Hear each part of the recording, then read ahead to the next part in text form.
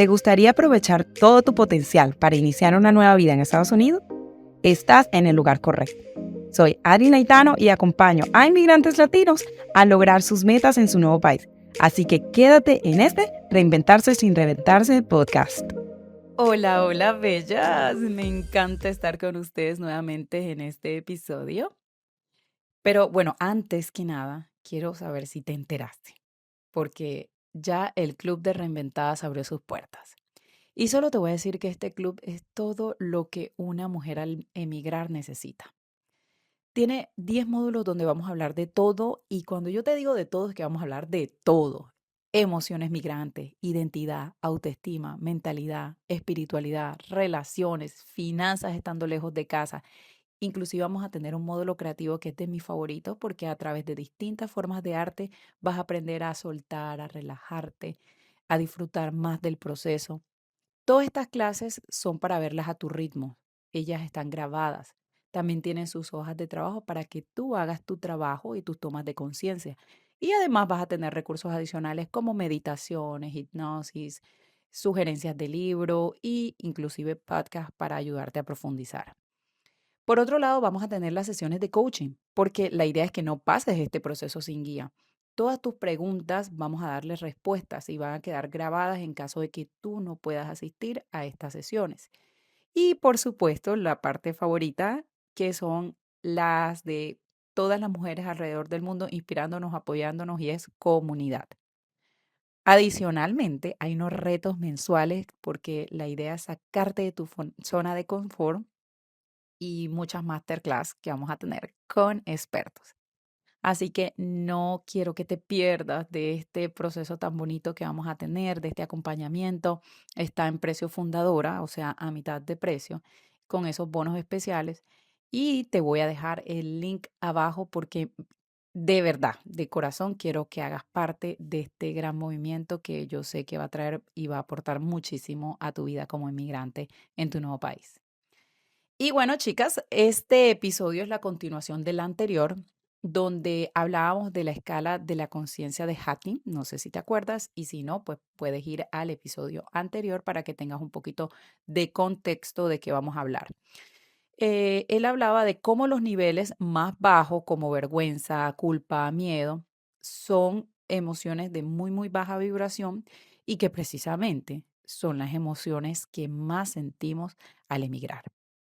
Hoy quiero hablar principalmente de dos emociones que no solamente, como dice el autor del libro, tienen muy baja energía, sino que también pueden llevarnos a conductas autodestructivas porque nos hacen desconectarnos y sentirnos como personas no valiosas ni merecedoras. Estas emociones son la vergüenza y la culpa. Y vamos a hablar de cómo culturalmente hemos aprendido a tenerlas, mantenerlas sin darnos cuenta y también de cómo nos restan poder como inmigrantes. También quiero que las aprendas a identificar cuando aparecen y te voy a dar unos ejercicios súper prácticos para que puedas soltarte y liberarte de este peso. Así que empezamos. Si voy a hablar de vergüenza, tengo que nombrar a Brené Brown, una de mis autoras favoritas, quien ha dedicado mucho tiempo a investigar sobre la vergüenza y la vulnerabilidad. Algunos conceptos que voy a mencionar los tomé de su libro Los 12 dones de la imperfección, que por cierto, es uno de mis libros favoritos y se los súper recomiendo. En este libro, Brené define la vergüenza como ese sentimiento ardiente que nos inunda y nos hace sentir pequeñas, imperfectas y siempre insuficientes.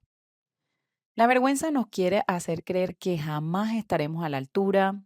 Además, nos convence de que si compartimos eso que nos avergüenza, los demás van a tener una opinión terrible de nosotras. La vergüenza también produce miedo, porque pensamos que cuando sepan quién soy o eso terrible que hice, se van a alejar y me voy a quedar sola. La culpa, por su parte, es una emoción moral que aparece cuando sentimos que hicimos algo que va como en contra de nuestros valores. Y mientras la culpa te dice, oh, hiciste algo malo, la vergüenza te dice, ah, no, no es que hiciste algo malo, es que eres malo o eres mala.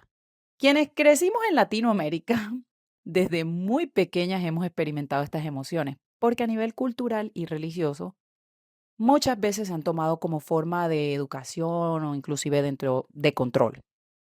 Por ejemplo, en tradiciones religiosas como la católica o la cristiana, nos enseñaban que habían formas claras sobre cómo debíamos pensar, sentir y actuar.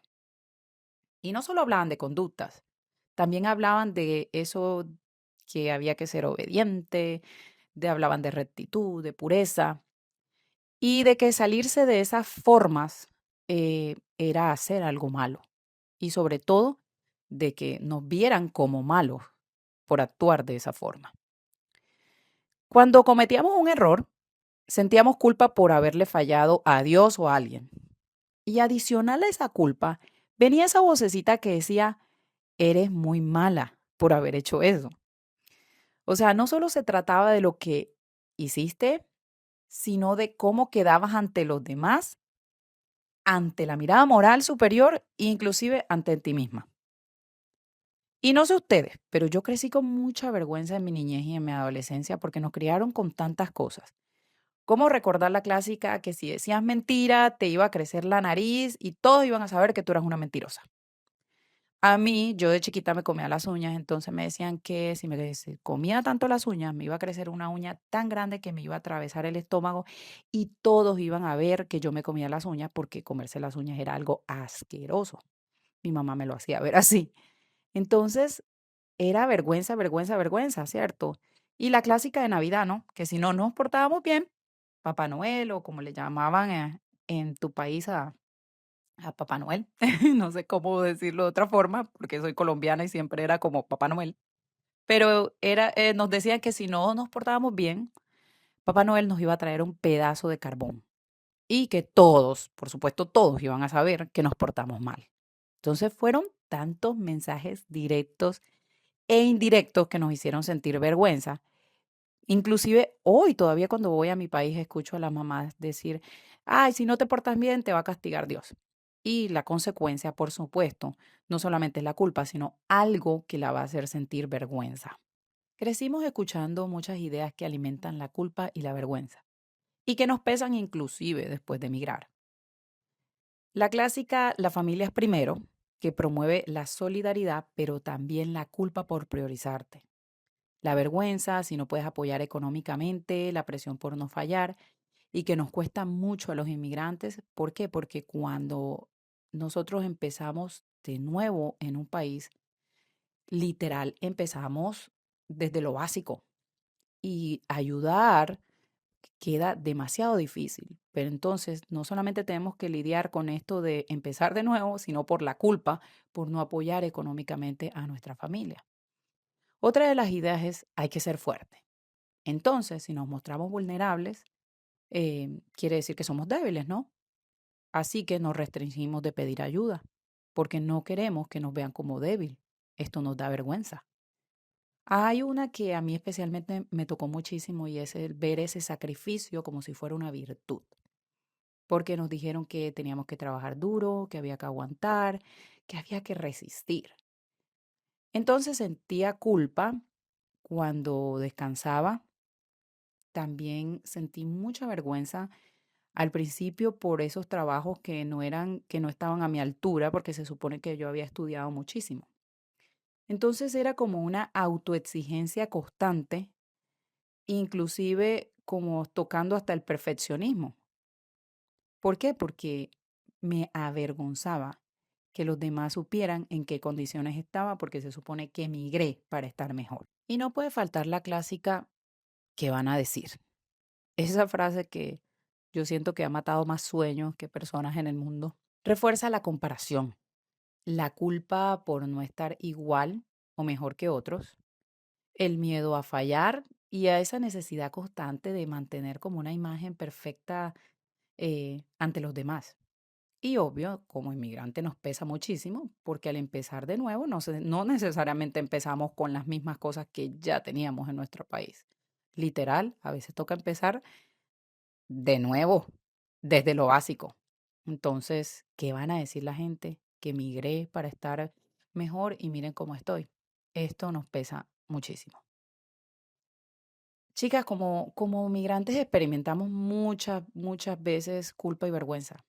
Culpa por estar lejos, por no estar ahí con la familia, por no ver envejecer a nuestros padres, por perdernos de nacimientos, por no despedirnos cuando algún familiar o un amigo muere. Y déjame decirte algo, la culpa no es tan mala, ¿sabes? Bien utilizada puede llevarnos a algo bueno, puede ayudarnos a analizar una situación y hacer cambios. Sin embargo, se vuelve dañina cuando te culpas por cosas que no están bajo tu control y cuando te quedas como rumiando el error sin reparar. Rumiar es como pensar una y otra vez. Cuando te castigas por sentir esa culpa. Y peor aún, cuando eso lo mezclamos con vergüenza. Y te voy a dar un ejemplo de cómo se ve.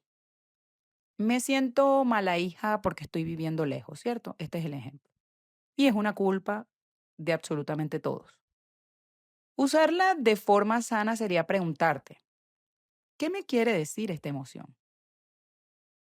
¿Será que puedo llamar más de seguido a mis padres, estar pendiente de sus citas médicas, enviarles un detalle mensual para que sepan que estoy presente en sus vidas? Hasta ahí está bien, ¿cierto?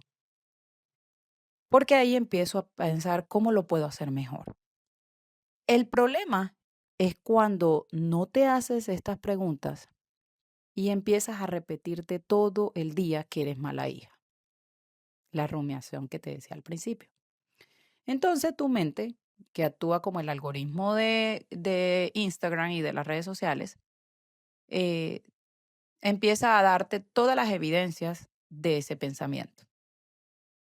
Y viene la vergüenza y termina rematándote, ¿no? Porque lo que te dice es, ¿sabes qué? Hagas lo que hagas, en el fondo tú y yo sabemos que eres mala hija. Así envíes dinero, lo que tú quieras, estás lejos. Y ya, con eso eres mala hija. Ahora, ¿cómo identificar si es culpa? La culpa suele sentirse así.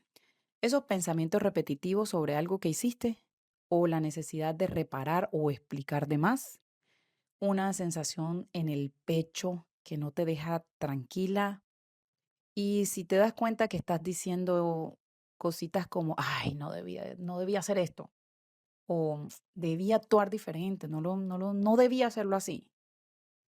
La culpa apunta a una conducta.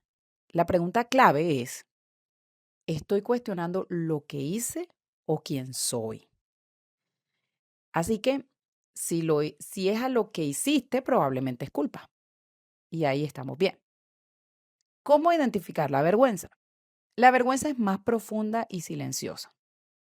Es un deseo de esconderte, una sensación como de encogerte, de volverte invisible, de que nadie te vea, y pensamientos como, ay, soy un fracaso, hay algo mal en mí. O sea, si supieran quién soy yo, de verdad que se decepcionaran. La vergüenza ataca la identidad, porque la vergüenza no dice, me equivoqué. La vergüenza dice, soy el error. Recuerdo con tristeza que yo me decía, eh, la culpa es tuya porque en Colombia estabas mal y aquí llegaste y también te sientes mal. Entonces el problema no es el país, la mala eres tú. Entonces, ¿cómo transitar la culpa? En primer lugar, hay una pregunta que te puede ayudar mucho y es, ¿hubo intención de hacer daño o fue un error humano? Y estoy segura, en la mayoría de las veces, fue un error. Entonces, si es necesario que tengas que reparar, repara. Si tienes que pedir disculpas, ofrece las disculpas, discúlpate tú también, corrige y aprende. Muy importante, evita la rumiación, es decir, estar pensando en eso una y otra vez.